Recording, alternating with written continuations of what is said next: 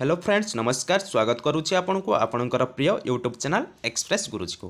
Friends आज आम यह वीडियो माध्यम जाना ओडिशा सरकार जो स्वयं योजना माध्यम 1 लाख टंका देवाई घोषणा कर भाव आपण निज मोबाइल फोन माध्यम अप्लाई करेंगे। तो चलतु तार प्रोसेस मुझे स्टेप बाय स्टेप बतई दूसरी।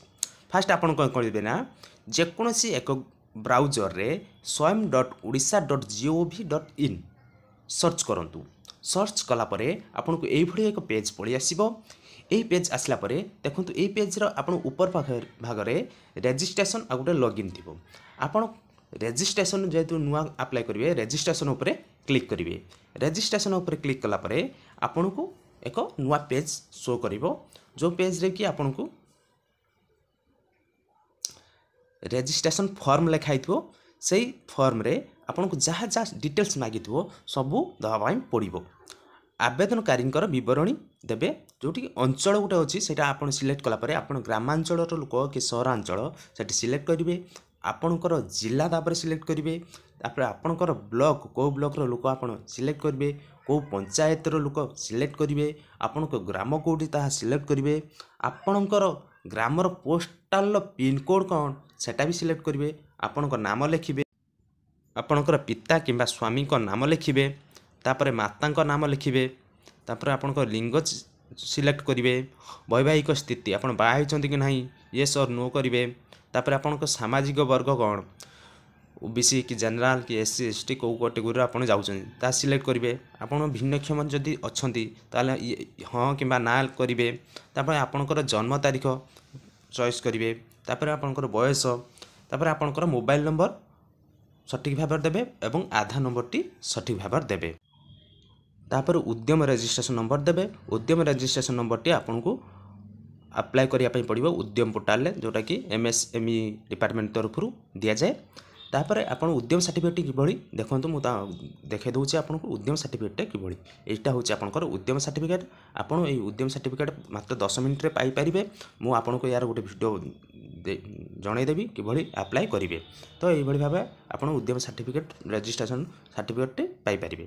तो यही रजिस्ट्रेशन नंबर टी नहीं आपड़ से देलापर जो आपंकर उद्यम रजिस्ट्रेशन नंबर देलापर नेक्स्ट बा सबमिट उपर क्लिक करेंगे। सबमिट उपर क्लिक कलापर आपन को आपंकर रजिस्ट्रेशन हो रजिस्ट्रेशन हो सारापर आपड़ तापर पुणी लॉगिन की जिबे।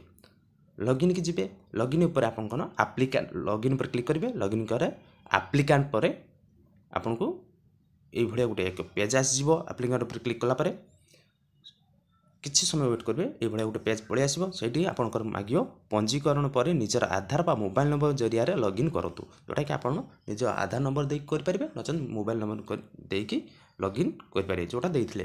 तापर मोबाइल नंबर दे सारापर आपन को गोटे आप मोबाइल नंबर को 4टा डिजिट्र मेसेज जीव से दे सारापर क्लिक करूँ। क्लिक कलापर आपन जो आवेदनकारी जो रजिस्ट्रेशन करते तार डिटेल्स सब ये शो कर सब डिटेल्स शो कला। आपन से सब ठीक अच्छी कि नहीं देखीदे। देखीदेला तौक तौक जी तौक गलापर आपन गोटे आसो आवेदन फॉर्म कौन आसो आवेदन फॉर्म गोटे आपणकर आसो। से जहाँ जहाँ बरणी मागिबो आपन समस्त तथ्य सठिक भाव देवे। व्यावसायिक प्रतिष्ठान आप नूतन करने चाहते ना आपंकर अच्छी से संप्रसारण करने चाहते बढ़ाई चाहते तार आप कि प्रकार व्यवसाय करने चाहते आपंकर कि प्रकार व्यवसाय अच्छी जहाँ थी से चयन करेंगे। चयन कर सारापर आपंकर व्यवसायटा किपरि व्यवसाय जदि मुझे गोटे एग्जाम्पल सर्विस रे माइली सर्विस रे कौन कौन आसूची देखो जहाँ जहाँ आसू आप जो व्यवसाय करुवे से व्यवसाय आप सिलेक्ट करेंगे। से व्यवसाय सिलेक्ट कर सारापर आप व्यवसाय उपवर्ग व्यवसाय को उपवर्ग से सिलेक्ट करदे। तापर आप व्यवसाय पूर्णांग विवरण आप कौन कौन से व्यवसाय सब अच्छी से जहाँ पूर्णांग विवरण 100टा शब्द मध्य लिखे। तापर आपंकर बैंक खाता देवे बैंक नाम देवे बैंक कौ शाखार अच्छी देवे बैंक अकाउंट नंबर देवे सठिक भाव में बैंक ऋण कौ बैंक ऋण नापी चाहते से बैंक को सिलेक्ट करेंगे। से बैंक आईएफएससी कोड सिलेक्ट करेंगे। तापर आप नेक्स्ट उपर क्लिक करेंगे। बैंक डिटेल्स सब दे सारापर नेक्स्ट उपर क्लिक करूँ। नेक्स्ट पेज आपंकर आसीज आवश्यक डॉक्यूमेंट अपलोड में आवेदनकारी पासपोर्ट फास्ट साइज मागिची पासपोर्ट फोटो देवे जोटा कि आपंकर 200 KB भितर हो जेपीजी जेपीईजी ना पीएनजी फॉर्मेट रे आपन 200 KB भितर से फोटोटी आपंकर अपलोड करेंगे। तापर आसीगला आपंकर आधार कार्ड देवे आधार कार्डटा को पीडीएफ फॉर्मेट रे देवे 200 KB भितर होतापर आप बयस प्रमाणपत्र पर आधार कार्ड दे पारती भोटर कार्ड दे पारती न पान कार्ड न मैट्रिक सर्टिफिकेट न जन्म प्रमाणपत्र ए भितर जहाँ गोटे दे पारे बयस प्रमाणपत्र मध्यम तापर आपंकर बासिंदा सेठिकार बासिंदा कि नुह तापाई आप आधार कार्ड दे पारे न तहसील द्वारा जो रेसिडेंस सर्टिफिकेट मिले न भोटर आईडी ड्राइविंग लाइसेंस जेकोसी गोटे ये दे पारे। तापर आपंकर आय प्रमाणपत्र जो मागिची तार आपंकर इनकम सर्टिफिकेट जो तहसीलदार द्वारा मिलता है सेटा दे पारे नचेत बीएसके कार्ड दे पारे नचेत कालिया कार्ड दे पारे ये आपंकर आय प्रमाणपत्र पाई। तापर जाति प्रमाणपत्र जोटा आप कास्ट सर्टिफिकेट थी सेटा ये अपलोड करेंगे सबू फॉर्मेट पीडीएफ फॉर्मेट अपलोड करेंगे 200 KB भितर अपलोड करेंगे।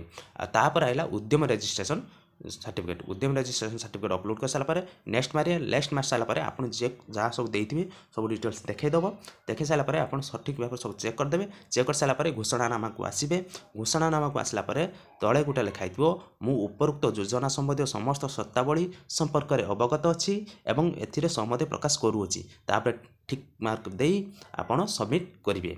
सबमिट कलापर आपको ये गोटे लेखा आसीज योर एप्लिकेशन हाज submitted successfully your reference ID गोटे आसीज सेटा लिखिकी रखिए जोटा कि भविष्य में दरकार रे आसीबो।